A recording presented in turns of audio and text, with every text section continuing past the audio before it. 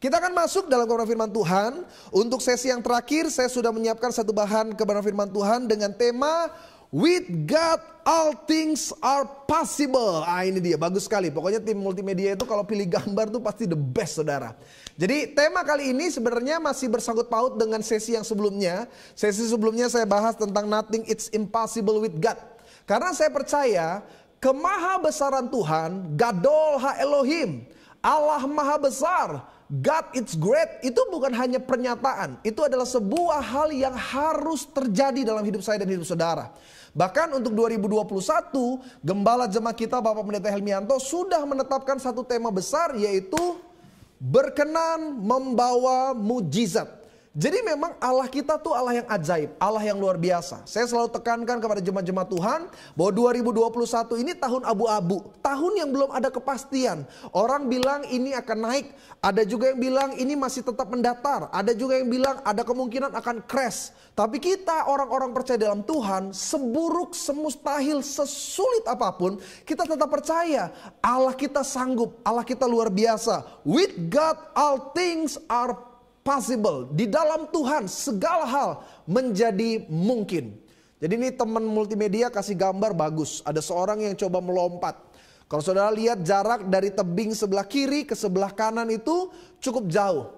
Dan ada kata sebenarnya impossible. Impossible itu tidak mungkin, mustahil. Tapi ketika dia lompat dengan percaya, ada dua huruf yang lepas. Dan itu menjadi kata yang berbeda. I am possible, atau aku bisa, aku mungkin, aku dapat.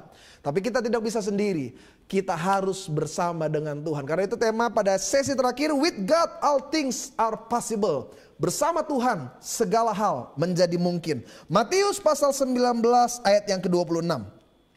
Satu ayat ini akan mewakili keseluruhan tema yang saya sudah siapkan. Matius pasal 19 ayat 26. Jemaat Tuhan yang di rumah, jemaat Tuhan yang di perjalanan, saudara yang bisa baca, sama-sama baca. Hanya satu ayat. Tapi ayat ini akan mengubah cara pandang kita. Melihat seberapa besar Tuhan yang kita percaya. Matius 19 ayat 26 bersama jemaat Tuhan. 1-2 ya. Yesus memandang mereka dan berkata, bagi manusia hal ini tidak mungkin. Tetapi sama-sama dengan iman apa kata Alkitab? Bagi Allah segala sesuatu mungkin. Sebagai orang percaya, kita ini patut bersyukur karena kita memiliki Tuhan yang hidup. Yang setuju katakan amin. Kita punya Tuhan yang tidak terbatas. Tidak ada kuasa yang membatasi cara Tuhan bekerja, saudara. Dia Allah yang maha sanggup. Bahkan kita, anak-anaknya, dalam setiap perkara, hanya dengan menyebut nama Tuhan, perkara-perkara ajaib terjadi. Ya kan? Ada begitu banyak kesaksian. Orang bilang, aduh pendeta bener deh. Mobil saya tuh udah mati pendeta, mesinnya udah berasap. Saya bingung, ini ada di tengah jalan tol, udah tengah malam, saya nggak tahu mau pulang gimana. Tapi waktu saya doa dan saya bilang dalam nama Yesus, mujizat terjadi pendeta. Mesin mobil saya tiba-tiba bisa hidup dan pas sampai di bengkel, mesin saya baru rusak lagi. Itu yang saya bilang, itu keajaiban. Bahkan hanya dengan kata dalam nama Yesus. Ada orang bilang, aduh pendeta, saya tuh punya kesaksian luar biasa. Satu kali saya pulang kerja di terminal, saya tuh udah ditempel pisau pendeta sama preman. Aduh saya udah takut, saya lihat kanan kiri gak ada orang. Saya udah pikir pasti nih saya bisa celaka. Tapi waktu saya dalam hati saya bilang dalam nama Yesus. Entah kenapa pendeta, itu preman tiba-tiba tangannya bergetar, pisaunya jatuh. Itu yang saya bilang. Pendeta, saya lagi bawa kendaraan, saya lihat ada orang nyebrang. Waktu saya coba injek rem saya nggak bekerja baik pendeta, mungkin jebol. Saya pikir saya pasti tabrakan, tapi waktu saya berteriak dalam nama Yesus, saya tiba-tiba dengan cara yang ajaib bisa terhindar dari musibah. Itu yang saya bilang saudara. Hidup Kristen itu adalah hidup yang penuh keajaiban. Yang setuju katakan amin. Iya, dalam rumah tangga, dalam pekerjaan, dalam pelayanan. Justru spesial dan berbedanya kita sebagai orang percaya di situ, di mana ada hal-hal yang nggak mungkin menjadi mungkin. Daud itu nggak mungkin bisa mengalahkan Goliat, tapi apa kata Daud ketika dia berjumpa dengan Goliat? Aku datang dalam nama Tuhan semesta alam. Wih, luar biasa. Andai saja kita ngerti konteks ini dalam aktivitas hari-hari kita, saya percaya hal-hal yang orang katakan mustahil itu menjadi hal-hal yang menjadi sangat mungkin. Kenapa? Kita punya Allah yang besar. Karena memang begini. Dalam kebanyakan orang Kristen, mereka bilang gini, Pak, mungkin gak sih Pak kita dapat mujizat? Ini pertanyaan yang seringkali sebenarnya orang malu mengungkapkan. Tapi kalau mau jujur, ada banyak pertanyaan itu dalam hati kita. Mungkin gak sih ada mujizat buat saya? Mungkin gak sih ada mujizat dalam masa depan saya? Mungkin gak sih ada mujizat dalam sakit penyakit saya? Pertanyaan ini sebenarnya menunjukkan bahwa memang kita gak mengenal Allah kita. Ada banyak orang baca Alkitab berkali-kali. Ada banyak orang berdoa dengan jangka waktu yang cukup lama. Mereka bisa berdoa lebih lama daripada orang pada umumnya. Tapi kalau mau jujur, mereka gak punya pengenalan yang kuat kepada Tuhan. Makanya ketika ada masalah mereka putus asa, mereka kecewa. Bahkan tidak sedikit kita menyalahkan Tuhan dengan apa yang terjadi. Tapi ini yang saya mau tekankan. Alkitab pernah bilang dalam Hosea, umatku binasa karena tidak mengenal Allahnya. Saya mau kita di 2021 menjalani sepanjang tahun ini dengan mengenal Allah kita. Siapa Allah kita? Dia Allah yang tidak dibatasi oleh apapun. Nah, jemaat yang terkasih, setan senang menaruh satu momok kata mustahil dalam hidup saya dan hidup saudara. Setan senang menaruh kata mustahil dalam setiap tantangan, persoalan, dan cobaan yang sedang kita alami. Kalau kita dengar kata mustahil, mustahil itu membuat kita cenderung mengalami down. Membuat kita akhirnya berhenti melangkah. Sama kayak gambar yang tim multimedia sudah sajikan. Kalau kita ada di tengah jurang, di ujung jurang itu, waktu kita mau melompat, lalu ada terlintas kata mustahil, kita pasti akan berhenti melangkah. Dan kenyataannya itu yang terjadi ketika kita mau bisnis. Ketika kita mau masuk ke perguruan tinggi, ketika kita sedang menghadapi sakit penyakit, ketika kita sedang berjuang dalam rumah tangga, ketika ada kata mustahil, kita cenderung putus asa. Kita cenderung mengalami kemunduran, kita stres, kita bahkan berhenti berdoa. Karena kita pikir ini udah mustahil. Dan inilah intimidasi setan supaya engkau gak pernah bertumbuh. Setan mulai bilang, mustahil kamu lepas dari minuman keras. Mustahil kamu sembuh dari sakit penyakit kamu. Mustahil keluarga kamu dipulihkan. Mustahil keuangan ekonomi kamu akan maju. Dan pertanyaan yang sama kan pernah setan tanya sama Yesus. Ketika Yesus sedang di padang gurun berpuasa 40 hari. Kemustahilanlah yang Yesus sedang perkatakan kepada Yesus. Jika engkau anak Allah, ubahlah batu ini menjadi roti. Dengan kata lain iblis mau bilang, masa kamu anak Tuhan tapi kamu kelaparan? Masa kamu anak Tuhan tapi hari ini kamu dalam keadaan yang tidak baik? Tapi Yesus dengan sangat tegas berkata, bukan hanya makan dari roti, manusia juga butuh dari firman. Sebenarnya Yesus mau bilang, setan coba membatasi cara Tuhan bekerja. Saya mau tanya, Yesus bisa nggak ubah batu jadi roti? Batu jadi roti. Batu jadi roti bisa nggak? Batu bener-bener batu jadi roti bisa nggak? Jangankan batu jadi roti, si setan jadi roti juga bisa. Tapi kenapa setan terus tekan itu? Sederhana, karena setan mau menaruh Yesus dalam lingkaran zona kemustahilan. Kan itu juga yang iblis sedang tanya sama kita. Setan mau bilang, kalau engkau anak Tuhan, kenapa rumah tanggamu berantakan? Iblis mau bilang, kalau kamu selalu berdoa dan kamu kenal siapa Tuhanmu, kenapa kamu hidup menderita? Kalau Tuhanmu adalah Allah yang baik, kenapa kamu hidup miskin? Kalau memang Allah sanggup melakukan mujizat, kenapa sakit kamu gak sembuh-sembuh? Disinilah orang mulai berpikir kemustahilan. Tapi saya mau ajak setiap jemaat Tuhan. Di masa-masa pikiran mustahil itu datang, disitulah imanmu sedang diperjuangkan. Karena kita percaya, Alkitab pernah bilang, Dia Allah yang sama. Ibrani pasal yang ke-13 ayat ke-8. Kenapa kita tetap punya pengharapan? Kenapa kita tetap yakin teguh sama Tuhan kita? Lihat, Ibrani pasal yang ke-13 ayat yang ke-8. Yang di rumah, yang suka ragu, yang suka putus asa, yang suka kecewa, baca. Apa kata firman? Yesus Kristus tetap sama, baik kemarin maupun hari ini. Dan sampai, saya ingat lagu zaman dulu Pentakosta. Tuhan Yesus tidak berubah, tidak berubah. Tidak berubah, Tuhan Yesus tidak berubah, tak berubah selama-lamanya. Kalau waktu itu Yesus pernah melakukan mujizat, maka tidak ada kata mustahil untuk Tuhan tidak melakukan mujizat hari ini. Kalau pada waktu itu sakit bisa sembuh, orang mati bahkan bisa bangkit, hal-hal yang ajaib bisa dinyatakan, maka tidak ada hal yang mustahil untuk Tuhan melakukan mujizat bagi hidup saya dan hidup saudara. Hanya saja memang ada kunci di mana kita harus bisa melangkah dengan kepastian. Hidup Kristen itu kan masalah iman, saudara. Iman itu nggak terlihat, iman itu tidak berbentuk, tapi iman bisa dirasakan. Ada orang-orang yang dia nggak punya kemampuan dalam pelayanan lebih bagus dari orang lain. Mereka nggak punya talenta mungkin untuk bermain musik, untuk nyanyi. Tapi jangan-jangan iman mereka bahkan lebih dari seorang pendeta besar. Disitulah perbedaan kita. Iman nggak bisa dilihat oleh banyak orang. Tapi iman bisa orang saksikan melalui apa? Kesaksian yang ajaib. Melalui peristiwa-peristiwa yang luar biasa. Makanya dalam 1 Korintus pasal 2 ayat yang ke-9. Apa yang tidak pernah dilihat oleh mata, tidak didengar oleh telinga, yang tidak pernah timbul dalam hati. Ada lagunya tuh.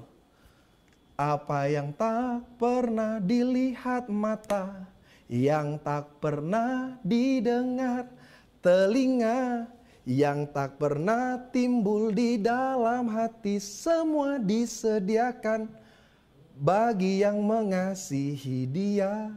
Bagian rapnya nih. Yang di rumah sama-sama. Allah sanggup. Saya tuh kangen loh saudara. Puji-pujian kayak dulu di gereja ya kan. Aduh bener deh, kangen banget. Dulu kalau di gereja tuh kayaknya tuh apa ya, ada spiritnya beda. Kalau di rumah, ya kan saudara ngikut ibadah online kan. Kalau di rumah itu tekanannya lebih besar. Kita lagi nyanyi kan, Allah sanggup. Istri ngeliatin. Tumben lu ngangkat-ngangkat tangan. Memang beda ya kan. Saya juga kangen saudara. Waduh, saya kalau di rumah juga pengen bisa ibadah kayak normal gitu. Aduh sukar sekali karena memang suasananya berbeda. Kita doalah pokoknya tahun ini sudah bisa dalam ibadah tatap wajah langsung. Tapi intinya sederhana. Mujizat Tuhan adalah hal-hal yang di luar nalar manusia. Di luar dari setiap pemikiran. Makanya jemaat-jemaat yang punya masalah, nih saya mau ingetin nih. Karena di 2020-2021 mungkin lebih dari 10 orang lah. Ini jemaat-jemaat dari GBHMJ lah. Saya nggak bilang jemaat-jemaat yang luar ini ngomong apa adanya nih ya. Beberapa dari mereka selalu bilang, Pak ini masalah saya udah bingung Pak masalah saya. Ada yang hutang lah, ada yang maaf ya, selingkuh lah, ada yang masalah sakit lah. Dan mereka bilang apa? Pak saya kayaknya mau mati aja. Ini yang paling terakhir nih, saya tahu nih ibunya nonton nih. Gak apa-apa Bu, yang penting kan ibu udah bertobat ya kan. Dia bilang sama saya, pendeta tolong doain Pak supaya ada mujizat. Saya bilang apa Bu yang mau didoakan? Saya punya utang. Saya pengen Pak ada mujizat Tuhan. Utang mah bukan mujizat, bayar. Ya kan? Utang itu dibayar.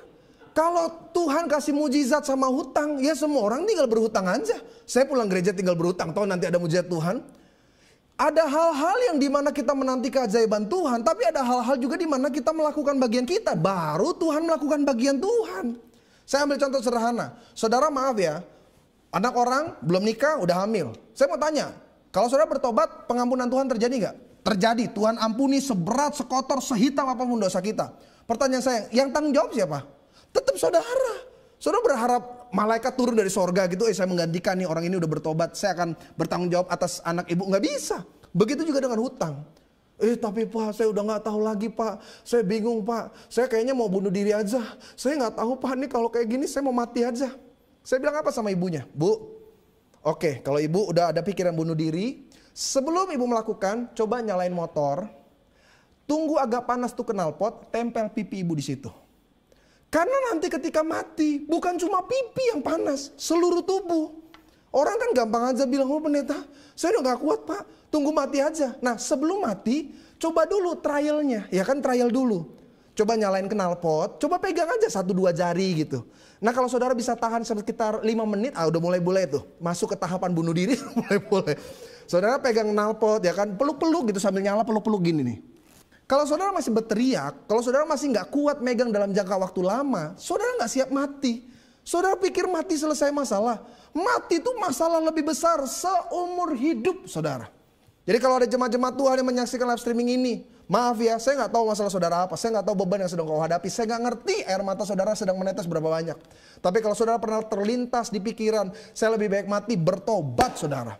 Karena saya percaya rancangan Tuhan lebih besar dari masalah yang sedang kau hadapi hari ini. Kuncinya apa? Ketika engkau taat percaya bersama Tuhan, segala hal menjadi mungkin. Makanya jemaat-jemaat yang terkasih, bagaimana kita mengalami with God all things are possible. Bagaimana kita mengalami bersama Tuhan segala hal menjadi mungkin. Markus pasal 6, lihat Alkitab saudara. Satu kisah yang gak asing, satu kisah yang dihafal oleh setiap anak sekolah minggu. Markus 6 ayat 38 sampai dengan ayat yang ke-44. Beberapa ayat ini akan menjadi bagian inti dari apa yang saya mau sampaikan. Markus pasal 6 38 sampai dengan 44. Saudara lihat di sebelah kanan saya. Tetapi Yesus berkata kepada mereka, berapa banyak roti yang ada padamu? Cobalah periksa. Perhatikan ya, ada beberapa poin. Kalau saudara belajar ilmu tafsir, biasanya kata kalimat itu memiliki makna lebih dari sekedar pengucapannya. Perhatikan, Yesus bilang berapa banyak roti yang ada padamu, coba periksa. Yesus pakai tanda seru, why? Nanti saya bahas. Sesudah memeriksanya mereka berkata, Tuhan ada 5 roti dan 2 ikan. Lalu Yesus menyuruh orang-orang itu supaya semua duduk berkelompok-kelompok di atas rumput hijau. Maka duduklah mereka berkelompok-kelompok, ada yang 100, ada yang 50 orang. Dan setelah ia mengambil 5 roti dan 2 ikan itu, ia menghadap ke langit dan mengucap berkat, memecah-mecah roti itu dan memberikannya kepada murid-muridnya supaya dibagi-bagikan kepada orang-orang itu. Begitu juga kedua ikan itu dibagi-bagikannya kepada semua mereka. Dan mereka semuanya makan sampai kenyang. Kemudian orang mengumpulkan potongan-potongan 12 bakul penuh. Selain daripada sisa-sisa ikan, yang ikut makan roti itu ada berapa banyak? 5.000 orang laki-laki. Perhatikan kata laki-laki. Itu belum termasuk perempuan dan anak-anak. Saya sampaikan di sesi sebelumnya, peristiwa Yesus memberi makan itu ada 2 kali. Yang paling terkenal adalah 5 roti dan 2 ikan. Tapi peristiwa yang berikutnya adalah 4.000 orang. Kalau saudara nanti datang ke daerah tanda perjanjian, di daerah danau Galilea, Genesaret, Kinerot, itu ada satu gereja pelipat kali gandaan. Nah di situ dipercaya, diimani, dilihat dari bukti arkeolog, Yesus pernah memberi makan banyak orang itu di daerah itu. Nah ternyata yang kedua kali Yesus memberi makan kepada 4.000 laki-laki, belum termasuk perempuan dan anak-anak. Tapi ini yang paling terkenal. Artinya kalau ada 5.000 laki-laki, kemungkinan akan ada 5.000 perempuan. Dan kemungkinan ada 5.000 anak-anak. Jadi minimal pada waktu itu 15.000 orang ikut Yesus dan mereka semua kelaparan. Yesus mulai tanya, bagaimana apa yang ada padamu? Yesus sampai bilang apa? Coba periksa, why?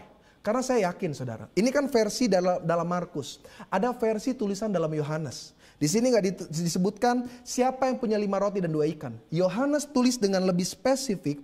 Alkitab katakan ada seorang anak yang mempunyai 5 roti dan 2 ikan. Pertanyaan saya buat setiap jemaat Tuhan, apakah dari 15.000 orang ikut Yesus hanya anak ini yang membawa makan? I don't think so. Tidak mungkin, karena tidak sedikit mereka juga punya prepare. Dan mereka tahu kok. Mereka ngerti kok iklim geografisnya. Mereka tahu kok di sana daerah-daerah itu ada yang jual makan atau tidak. Saya percaya ada orang-orang yang pasti membawa makan. Tapi ketika murid-murid berkata, ayo siapa yang mau makan? Semua orang mulai diam-diam. Kenapa? Egosentris. Kita memikirkan diri kita dulu daripada memikirkan orang. Tapi berbeda dengan anak ini. Dia bawa dan seluruhnya dikasih 5 roti dan 2 ikan. Dan hanya dengan kesederhanaan, hanya dengan kekurangan, hanya dengan ketidakmungkinan, Alkitab katakan semuanya menjadi kenyang, bahkan sisa 12 bakul. Saya mau tanya, 12 bakul itu punya siapa? Punya anak itu sisanya, ya kan? Dia udah invest 5 roti 2 ikan, sisanya dibawa pulang semua itu. Bapak emaknya pasti kaget itu, karena kan dia yang ngasih, yang lain semua sembunyi-sembunyi. Tapi intinya saudara, ternyata di balik hal-hal yang luar biasa ada syarat. Bagaimana kita melihat hal yang ajaib. Ada beberapa hal yang saya mau catat. Saya mau setiap jemaat Tuhan mengerti. Yang pertama, kalau saudara baca kisah ini, waktu Yesus mau beri makan, kenapa Yesus kasih lebih sampai sisa 12 bakul? Jawabannya sederhana. Karena berkat Tuhan itu bukan setengah-setengah saudara. Berkat, mujizat, kuasa Tuhan itu berlimpah. Yang setuju katakan amin. Saya ingat waktu ngajar ada mahasiswa tanya begini, tapi pendeta, bukankah dalam doa Bapa kami kita diajar, berikanlah kami pada hari ini makanan kami yang secukupnya. Kenapa Yesus pada waktu itu ngasih sampai berlimpah-limpah? Apa nggak bisa dihitung pendeta? Apa mereka nggak bisa perkirakan berapa jumlah yang akan makan? Kenapa sisa sampai sebanyak itu? Bukankah itu sebuah pemborosan? Bukankah Yesus ajar kita minta yang cukup? Jawabannya sederhana. Yohanes pasal 10 ayat yang 10. Buka. Lihat di Alkitab saudara atau lihat di layar sebelah kanan saya. Alkitab pernah bilang begini. Yesus berucap, pencuri datang hanya untuk mencuri dan membunuh dan membinasakan. Tetapi aku datang supaya mereka mempunyai hidup dan mempunyainya dalam segala kelimpahan. Dalam bahasa Yunani Yesus bilang begini, ego emi opoimen okalos. Aku datang untuk memberikan mereka hidup yang berkelimpahan. Terjemahan bahasa Inggris memakai kata abundantly. Dan yang kedua memakai kata fullness, yang artinya sempurna, berlimpah-limpah. Apa ya, kalau orang Betawi bilang luber-luber. Berkat Tuhan itu bukan cuma secukupnya. Memang Yesus ajar kita minta yang cukup. Untuk apa? Supaya bisa bersyukur. Tapi Yesus janji dia kasih yang berlimpah. Tapi ada syarat. Bagaimana kita melihat yang berlimpah? Kita nih seringkali gereja cuma mau hasilnya saudara. Kita cuma, aku percaya deh, aku diberkati. Kita cuma ngelihat gembala kita, aduh Pak Helmi aja dari orang kekurangan. Hari ini beliau diberkati jadi orang yang kaya raya berkelimpahan. Kita cuma lihat result. Kita nggak tahu prosesnya. Ada ketaatan di dalamnya. Ada kesungguh-sungguhan. Makanya ketika Yesus tanya, siapa yang punya makan? Hanya seorang anak kecil ini. Apa yang Yesus bicara tentang anak kecil? Lihat Alkitab saudara. Matius pasal 18 ayat 1 sampai 5. Waktu saya nggak banyak, jadi mungkin pembahasannya harus lebih cepat saudara. Kalau mau dibahas lebih runtut, saya takut waktunya nggak cukup. Matius pasal 18 ayat 1 sampai 5. Di bawah judul perikop, siapa yang terbesar dalam kerajaan sorga? Ayat 1 dari pasal yang ke-18. Pada waktu itu datanglah murid-murid kepada Yesus dan bertanya, Guru, siapakah yang terbesar di dalam kerajaan sorga? Maka Yesus memanggil seorang anak kecil dan menempatkannya di tengah-tengah mereka. Ini satu pemahaman analogi yang membingungkan pada zaman itu. Dikatakan begini, lalu Yesus berkata, aku berkata kepadamu, sesungguhnya jika kamu tidak bertobat dan menjadi seperti anak kecil ini, kamu tidak akan masuk ke dalam kerajaan sorga. Barang siapa merendahkan diri dan menjadi seperti anak kecil ini, dialah yang terbesar dalam kerajaan sorga. Dan barang siapa menyambut seorang anak seperti dalam namaku, ia menyambut aku. Apa spesialnya? Kenapa ketika peristiwa 5 roti 2 ikan melalui anak kecil, mujizat besar terjadi, hal yang mustahil menjadi mungkin? Ada beberapa perbedaan. Yang pertama, anak kecil dengan orang dewasa, tingkat egoismenya itu berbeda. Anak kecil itu cenderung masih bisa lebih sharing daripada orang dewasa. Dan ini memang sifat dasar manusia. Anak kecil itu biasanya belajar memberi bahkan dari kekurangan mereka. Tapi orang dewasa memberi justru dari kelebihan mereka. Saya punya anak ya. Dari batita itu udah diajar. Namanya Michael Revano Tambayong ya. Jadi si Vano ini saya ingat betul. Dari dia batita, maksudnya baru bisa jalan, umur-umur 3 tahun ke bawah gitu. Kita udah ajar dia sharing. Apa yang dia punya, apa yang dimiliki supaya kebentuk jadi karakter. Dan anak saya itu sampai sekarang gitu cenderung lebih gampang kasih. Terkadang kalaupun dia gak mau ngasih, kita tinggal bilang, ayo Vano, sharing. Dan karakter ini ternyata sedikit demi sedikit makin berkembang. Anak saya itu kalau ada makan, mainan, dia cenderung sharing. Bahkan setengah maksa. Kalau dia kasih sama temennya gak mau, becut. Anak saya nangis. Saya bilang, kenapa Vano? Ini dikasih gak mau, ya udah gak apa-apa. Jadi anak saya tuh terkadang dapat ya kan. Dia kan kemarin Imlek ya kan. Ya ada beberapa jemaat Tuhan bermurah hati lah. Ya kan dia kirim angpau buat anak saya Michael Revano Tambayong. Lalu ada tetangga-tetangganya anak-anak lain. Dia bagi-bagiin dong uangnya. Ya gak rela saya orang tuanya. Ya kan saya ngajarin saya gak rela. Dia bagi-bagiin. Tapi anak kecil begitu. Anak kecil tuh seringkali memberi bahkan dari kekurangan. Beda dengan orang dewasa. Orang dewasa memberi karena kelebihan. Makanya kenapa saudara gak diberkati. Kita perpuluhan aja. Hitung-hitungannya minta ampun. Waduh. Betul-betul kita hitung. Kalau perlu pakai ini. Debit kredit. Ya kan debit kredit kerajaan sorga. Berapa yang kita kasih. Berapa return yang kita dapat. Kita mulai bilang Tuhan. Bunga BI 2021 ditetapkan 3,5% per tahun untuk deposito. Tuhan bunganya berapa? Alkitab bilang 10, 60 bahkan ratusan kali ganda. Oke, kita anggap lagi krisis, Tuhan cuma kasih 10 kali ganda berarti 10% ya. Kalau saya balikin 1 juta dari perpuluhan saya yang 10 juta, berarti untuk bulan depan, oke. Pas dia nggak dapat bulan depan, lebih besar dari yang dia berikan, dia mulai kecewa, dia mulai komplain. Tuhan, firman-Mu yang berjanji, 10, 60 bahkan ratusan kali ganda. Ini bahkan lebih kecil dari deposito negara Tuhan. Tuhan gini aja, kalau memang Tuhan lagi banyak pengeluaran, balikin aja modal saya yang bulan lalu. Biar nanti kalau ada, kita nih ngasih, berbuat sesuatu, ada yang kita hitung gitu. Ada yang kita nilai-nilai. Ini saya kasih kunci, saya kasih salah satu kunci rahasia kerajaan Allah yang diajar sama gembala kita Pak Pendeta Helmianto. Masuk 2020, ketika krisis terjadi saudara. Disinilah orang semakin sadar bahwa mereka harus menyimpan, mereka harus menabung, mereka harus melakukan penghematan yang luar biasa. Tapi gembala satu kali telepon saya, karena saya secara pribadi bertanya, Pak, kenapa program-programnya ini banyak sekali? Kan GBM-nya melakukan banyak program ya kan, support, bantu, kasih dorongan buat jemaat Tuhan, bahkan gereja-gereja, dan nilainya itu sangat-sangat besar. Lalu gembala bilang begini, Yebi, kamu jangan pikir usaha saya terus bagus.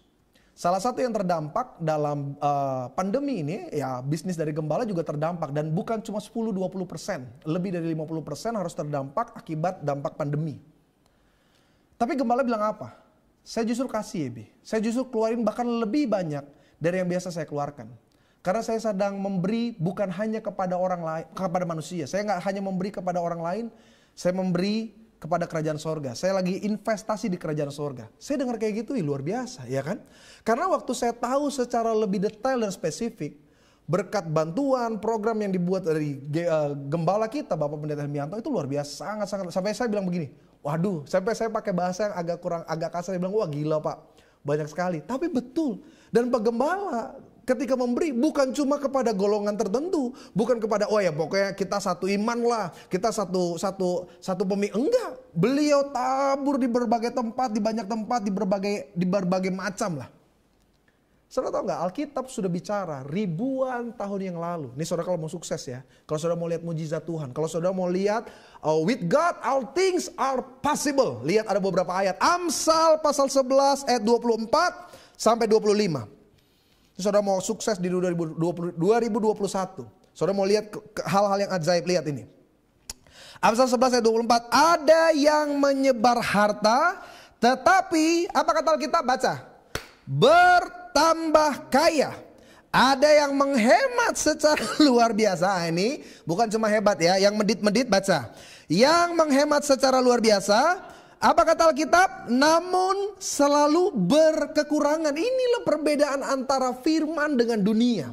Matematikanya nggak sama. 25 ayat 25 lihat. Siapa banyak memberi berkat, apa kata Alkitab? Diberi kelimpahan. Siapa memberi minum, ia sendiri akan diberi minum. Itu baru satu. Yang kedua, Amsal 22 ayat 9. Saudara panas-panas lah. Amsal 22 ayat 9.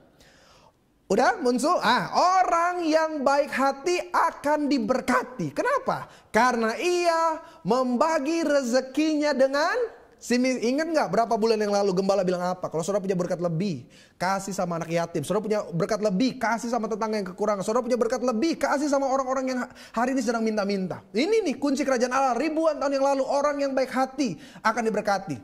Saya mau tanya, saudara baik hati? Ya biar Tuhan yang jawab ya.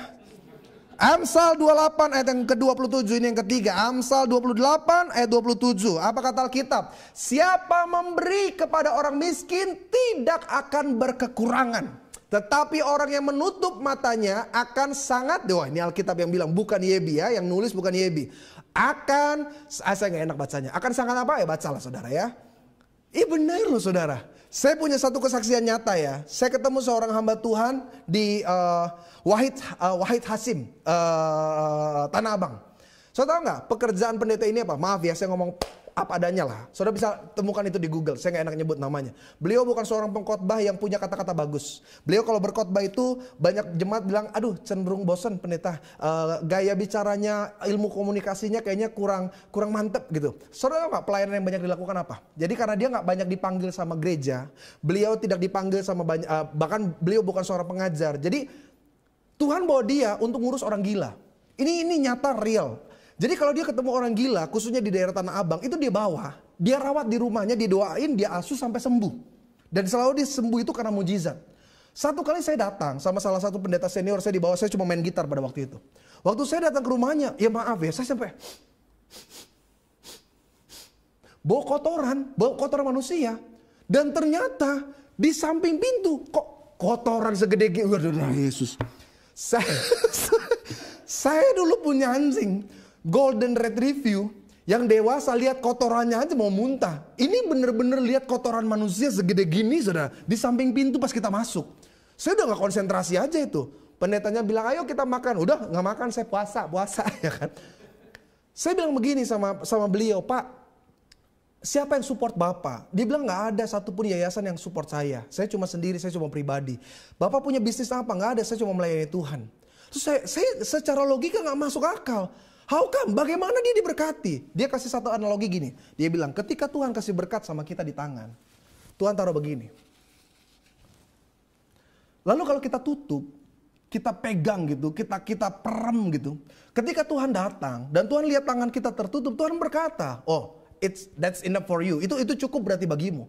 Tapi kalau waktu Tuhan taruh berkat di tangan kita mungkin bagi ke orang lain, kita kasih berkat ke keluarga, di luar keluarga kita, sampai berkatnya habis. Ketika Tuhan datang dan lihat tangan kita kosong, Tuhan akan tambah jadi 2 gitu. Dia bilang, oh berarti 1 gak cukup, berarti engkau harus terima 2. Dan itu terus akan berakumulasi berkat Tuhan.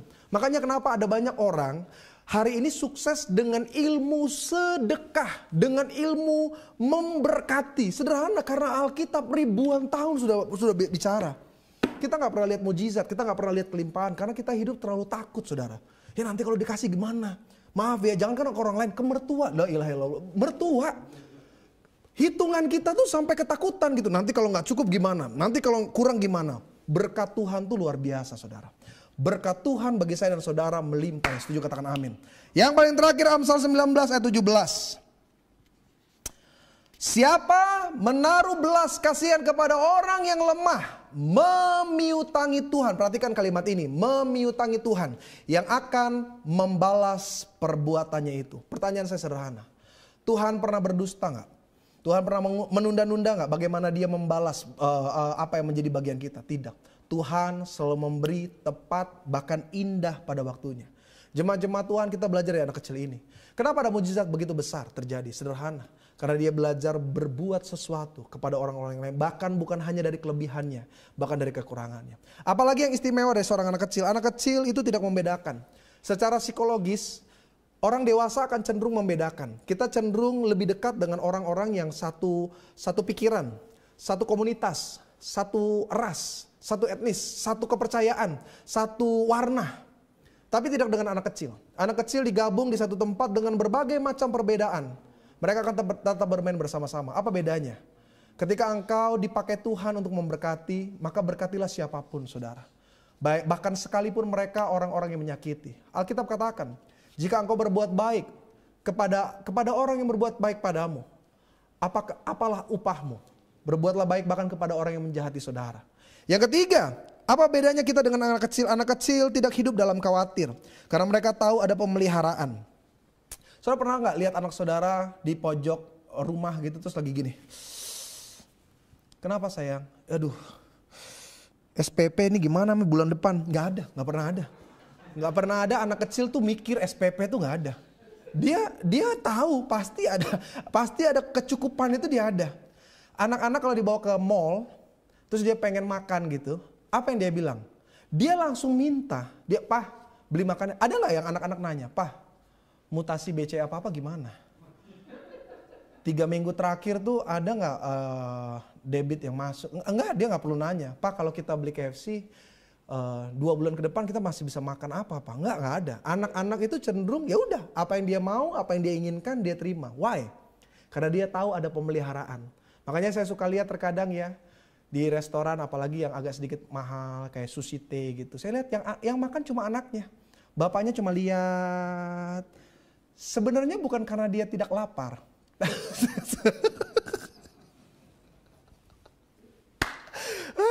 ya itu juga terjadi dalam hidup saya ya. Jadi saya kalau ke Hoka Bento, saya lihat anak saya yang spesial, yang ada paha ayamnya itu. Nah itu spesial itu. Terus dia kalau nunjuk minuman tuh suka-suka dia aja. Kalau saya, bapaknya makan apa? Hoka Hemat. Hoka Hemat ada Hoka Hemat. Karena memang orang tua itu taruh pemeliharaan sempurna. Begitu juga kita harusnya di hadapan Tuhan. Makanya Yesus satu kali dia lihat banyak orang khawatir. Orang hidup dalam ketakutan, kecemasan. Makanya dia bilang, jika burung di udara Tuhan pelihara. Apalagi engkau anak-anak kerajaan Allah. Masakan Tuhan gak memelihara saudara. Yang keempat, yang terakhir, bagaimana with God all things are possible. Kita belajar dari seorang anak kecil. Anak-anak lebih mudah diajar sesuatu daripada seorang dewasa. Karena memang faktanya mengajar anak-anak itu lebih mudah daripada orang dewasa. Di Jepang kalau saudara belajar dan lihat kurikulum mereka, anak-anak SD itu 3 tahun, 4 tahun pertama mereka gak diajar ilmu. Mereka tidak ada ujian bahkan. Mereka lebih diajar tentang tata krama. Karena katanya lebih mudah membentuk seseorang itu di usia anak daripada di usia dewasa. Makanya karakter, mereka tentang kedisiplinan, tata krama itu sangat-sangat bagus. Karena dibentuk dari anak. Nah itu juga yang seringkali sulit terjadi dalam kehidupan orang percaya. Seringkali kita merasa sudah dewasa rohani. Kita sudah merasa kita mampu. Kita bilang akan saya pelayan Tuhan. Saya bahkan sudah melayani banyak hal pendeta. Saya sudah khotbah. Saya sudah jadi worship leader. Kita lupa. Ada kalanya di hadapan Tuhan kita hanya belajar sebagai anak-anak. Anak-anak itu tidak terlalu banyak mendebat. Perbedaan dengan orang dewasa gitu. Anak-anak nih, dia susah makan. Orang tuanya mulai bilang, tuh lihat ada pak polisi tuh cepet habisin. Anak-anak langsung, dia gak perlu cari dulu polisinya. Dia gak perlu tahu dulu pangkatnya apa. Dia takut makan. Pernah ibu gitu sama bapak? Pak cepet pak makannya. Ada pak polisi tuh. Ada? Gak ada ya kan? Suami pasti nanya, polisi yang mana mah? Polisi yang mana? Anak-anak beda dengan orang dewasa. Sama seperti ketika kita dengar firman. Tuhan berkata ampuni. Kita mulai bilang, tapi berat Tuhan. Tapi sakit Tuhan yang saya rasakan. Tapi sulit Tuhan. Tuhan bilang, ayo jujur. Ya tapi gimana saya untungnya Tuhan? Tuhan berkata, ayo layani. Ya tapi saya gak ada waktu Tuhan. Disitulah engkau gak pernah lihat hal-hal ajaib terjadi dalam hidup saudara. Lakukanlah apa yang menjadi bagian saudara. Dan Tuhan akan melakukan apa yang menjadi bagian Tuhan. Kita satu dalam doa. Bersyukur Tuhan, berterima kasih atas segala kebaikan yang sudah kami terima. Kami belajar untuk lagi Tuhan lebih sempurna di dalam Tuhan melalui kebenaran-kebenaran firman. Berkati siapapun yang menyaksikan live streaming ini supaya kami terus bertumbuh dalam pengenalan Tuhan yang baik dan benar. Sehingga kami percaya with God all things are possible. Di dalam Tuhan segala hal menjadi mungkin. Kami percaya ketika kami tunduk taat, ketika kami ikut apa yang Tuhan mau, tanpa kami minta, tanpa kami berseru firman-Mu yang berjanji, apa yang tidak dilihat mata, apa yang tidak didengar telinga, apa yang tidak timbul dalam hati, itu yang Tuhan sediakan. Artinya berkat yang kami terima bahkan lebih besar dari apa yang pernah kami rancangkan. Berkati siapapun jemaat-jemaat Tuhan, biarlah melalui firman Tuhan pada sore hari ini kami belajar bertumbuh di dalam pengenalan Tuhan yang lebih lagi sempurna. Dalam nama Bapa Putra Kudus kami bersyukur dan berterima kasih. Bersama jemaat kita katakan